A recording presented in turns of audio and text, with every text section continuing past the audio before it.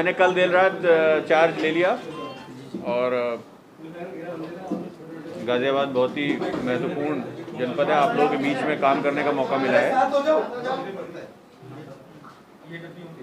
तो इसमें आने वाले दिनों की जो भी चुनौतियां हैं, हमारे अपराध नियंत्रण, ख़ास तौर पे महिला संबंधित अपराध जो भी हैं, और वर्तमान में जो कोविड को लेकर के जो सतर्कता चल रही है, यहाँ पर कुछ ट्रैफिक की इश्यूज़ हैं, तो उन सभी के बारे में मैं जानकारी कर रहा हूँ और यही प्राथमिकता में रहेंगे।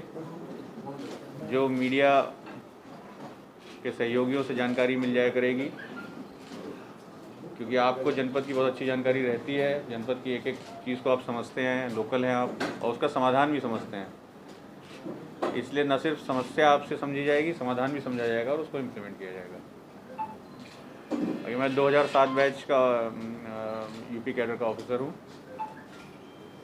और इससे पहले मैं अभी वाराणसी में नियुक्त था और वहाँ से गाज़ियाबाद में अभी आया हूँ।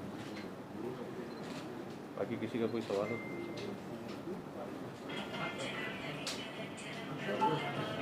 गाज़ियाबाद में क्या प्राथमिकता रहेगी क्राइम को लेकर? क्राइम में हमको ध्यान देना चाहिए रिपीट ऑफेंडर्स पे, ऐसे अपराधी जो लगातार अपराध करते हो। उसकी श्रेणी में 2-3 मुख्य क्राइम्स आएंगे। एक तो जो छोटी छोटी छिनैतियाँ होती हैं, मोबाइल या चेन स्नैचिंग हो, छोटी लूट हो, ये इनको प्राथमिकता से हमको डील करना होगा। संगठित अपराधी जो बड़ी लूट कर रहे हों, उनके खिलाफ बहुत ही कठोर कार्रवाई करनी पड़ेगी। वाहन चोर एक ऐसा ग्रुप है जो रिपीट ऑफेंडर है। एक बार छूटने के बाद भी कई बार ये देखा गया है कि अगर जेल से छूट करके जमानत पर आए तो ये फिर से वही अपराध कर रहे हैं। तो इनके खिलाफ गैंगस्टर वगैरह में कार्रवाई करते हुए इनको निरुद्ध कराना, और इनकी जो इल्लीगल संपत्तियां हैं जो अपराध के धन से अर्जित हैं, उनके खिलाफ कार्रवाई करना, ये प्राथमिकता में रहेगा। जो अपराधी जेल से बाहर आ गया है और किसी भी तरीके से हमको लगता है कि वो सक्रिय रहेगा, अपराध कर सकता है, तो उसकी जमानत निरस्तीकरण की कार्रवाई करते हुए उसको वापस जेल भेजना, ये भी प्राथमिकता में रहेगा। मतलब प्राय ऐसा भी देखा गया है कि आप लोग तो यहाँ से ऑर्डर कर देते हैं, आदेश कर देते हैं, और थाने या और दूसरे ऑफिसर उस पर पूरी तरीके से अमल नहीं करते। किस प्रकार वो बेचारा चक्कर काट, किसी भी प्रकार की कोई एप्लीकेशन। ठीक है, अच्छा सवाल है आपका। ये एक बहुत ही प्रायोरिटी एरिया है जी।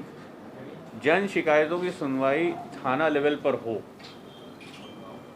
और लोगों को भटकना ना पड़े, इसके लिए थाने लेवल को हमको उस स्तर तक क्रियाशील करना। अगर वो किसी कारण से वहाँ कोई ऐसा कर्मचारी है जो नहीं ध्यान दे रहा है, तो पहले तो उसको समझा बुझा के ट्रेन करना कि भाई कैसे जन शिकायतों को हैंडल करने में आपको किस प्रकार की संवेदनशीलता की ज़रूरत है। लेकिन हर हालत में सुनवाई थाने पर होनी चाहिए, चौकी पर होनी चाहिए। हमारे पास जो आ रहा है उसका स्वागत है, लेकिन हमें खुशी तब होगी जब किसी को हमारे पास भी आने की ज़रूरत ना पड़े और थाने लेवल पर उसको सबसे अच्छा रिस्पांस, सबसे अच्छा वो सहयोग मिल जाए। तो इसके लिए बहुत ज़्यादा इम्फेसिस रहेगा। थाने पर जो शिकायती प्रार्थना पत्र आते हैं, जो थाना तहसील दिवस में प्रार्थना पत्र आते हैं, जो महिला हेल्प डेस्क में जो प्रार्थना पत्र आ रहे हैं, और जो वरिष्ठ अधिकारियों के संदर्भ में, मान लीजिए कोई मेरे पास आ गया और मैंने उसको थाने को मार्क किया, तो थाने को इन शिकायती प्रार्थना पत्रों को डिस्पोजल करना होगा। इसके लिए 2 जगहों पर, 2 स्तर पर फीडबैक सेल बनाए जाएंगे। एक एसएसपी कार्यालय पर, जहां पर जो भी एसएसपी कार्यालय में कंप्लेंट लेकर आ रहा हो उससे एक निश्चित अवधि के बाद पूछा जाएगा कि आपकी प्रॉब्लम सॉल्व हुई कि नहीं हुई। अगर सॉल्व हुई है तो आपके लेवल के संतुष्टि के हिसाब से हुई है कि नहीं, या आप अभी असंतुष्ट हैं कार्रवाई। बिल्कुल सेम सिस्टम थाना लेवल पर भी किया जाएगा। थाने पर जो भी कंप्लेंट आएगी उससे पलट करके फ़ोन करके पूछा जाएगा। एक चीज़ और देखी गई है कि मान लो किसी थाने में कोई अपराधी है तो वो छोटे स्तर का, परंतु उसके ऊपर अनेक प्रकार की धाराएं लगा दी जाती है, या वो बड़े स्तर का परंतु उसमें बहुत छोटे स्तर की धाराएं लगा दी जाती हैं। उस विषय में क्या कहेंगे आप? नहीं, विवेचना, ये तो आप विवेचना की बात कर रहे हैं, तो विवेचना तो एकदम अच्छी, ट्रांसपेरेंट, निष्पक्ष और साइंटिफिक होनी चाहिए। तो अगर ऐसा कोई प्रकरण आएगा तो फिर विवेचक की जवाबदेही तय की जाएगी। सर, मीडिया के साथ कैसे कोऑर्डिनेशन रहेगा पुलिस का? बाइट वगैरह की जहाँ जरूरत होती है, किस तरीके से आप बाइट आपको तुरंत उपलब्ध करा दी जाएगी जो महत्वपूर्ण मैटर होगा। जी नहीं, जैसे कि कई बार घटनाएं होती हैं उस पर किसी अधिकारी के पास बाइट लेने जाते हैं तो वहाँ बड़ी समस्या आ जाती है कि मीडिया से कोई बात नहीं, हमें पता चल वो उसका स्टेप बाय स्टेप हम निराकरण कर लेंगे। आपको बाइट मिलती रहे इसकी हम व्यवस्था करा देंगे, इसमें कोई दिक्कत नहीं। सोशल मीडिया सेल जो हमारा, उसके माध्यम से भी बाइट आपको उपलब्ध करा दी जाएगी। अगर स्वयं अवेलेबल है अधिकारी आपके आसपास हैं तो वो दे देंगे बाइट तुरंत। अगर बाई चांस किसी वजह से नहीं तो रिकॉर्ड करके दे देंगे। सर गाजियाबाद में पुराने भी कुछ पेंडिंग पड़े हुए केस, उसको लेकर कैसे करेंगे? कई बार पुराने केसेस होते हैं और बड़ी चिंता की बात है। कभी कभी हत्या हो जाती है या कोई गुमशुदा होता है, उसको नहीं ढूंढा जा सकता। उनके परिवार पे क्या पीड़ा गुजरती होगी उनके साथ, ये वही समझ सकते हैं। तो ऐसे में एक अच्छी बात आपको अनुभव बता रहा हूँ, वाराणसी में कई ऐसे पुराने प्रकरण हम लोग कामयाब रहे खोलने में जो 1 वर्ष या उससे अधिक अवधि से लंबित थे। तो ये एक बड़ा संतुष्टि का कारण है।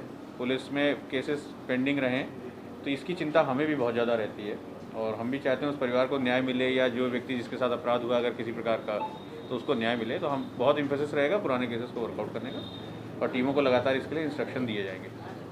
जनता के लिए क्या संदेश होगा? गाजियाबाद की जनता और यहाँ मेरे मीडिया साथियों को आज जो होली है उसकी बहुत बहुत शुभकामनाएं। और आने वाले दिनों में आप ही के सहयोग से हमको पुलिसिंग करनी है। पुलिसिंग में आपका सुझाव, आपकी समस्याओं के साथ साथ आपका सुझाव भी हम आमंत्रित करते हैं। हमने देखा है कि जो नागरिक हैं जो जिस एरिया के, कभी वहाँ जाएं तो बहुत अच्छे आपको सॉल्यूशंस बताते हैं। तो इसलिए जन संवाद किया जाएगा फुट पेट्रोलिंग के माध्यम से, अदरवाइज़ मीटिंग्स के माध्यम से और आप लोगों के माध्यम से भी। जो आप लोग भी जनता की जो समस्याएं हैं, जो ज्वलंत इश्यूज़ हैं जो आप गाजियाबाद को प्रभावित कर रहे हैं, वो आप हमारी नॉलेज में लाएंगे तो हम उसका प्राथमिकता से निराकरण